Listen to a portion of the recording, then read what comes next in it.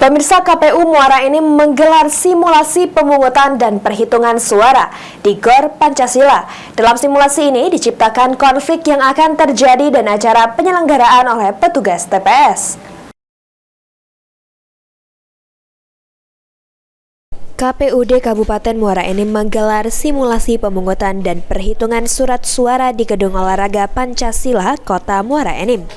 Dalam simulasi ini dihadirin para petugas TPS dan keamanan yang akan melakukan pemungutan surat suara sekaligus perhitungan surat suara sebagai acuan untuk menghadapi konflik pada saat hari pemungutan suara yang sebenarnya.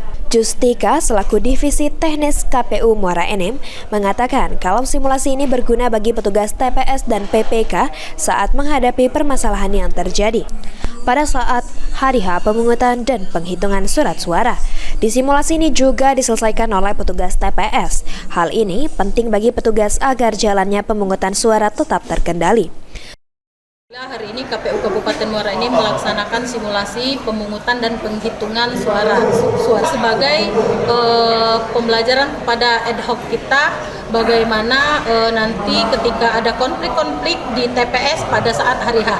Jadi di sini kita sengaja menciptakan berbagai macam konflik, mulai dari ada pemilih DPK yang mempunyai KTP elektronik wilayah lain memaksa untuk memilih, dan ada juga pemilih DPTB yang tidak mempunyai surat DPTB di pemilih asal.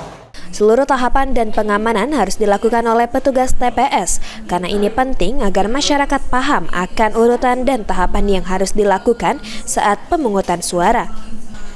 Petugas TPS bertanggung jawab penuh di tingkat awal pada saat pemungutan suara, jadi mereka harus memahami tugas pokok yang dilakukan. Mardiansyah, PAL TV.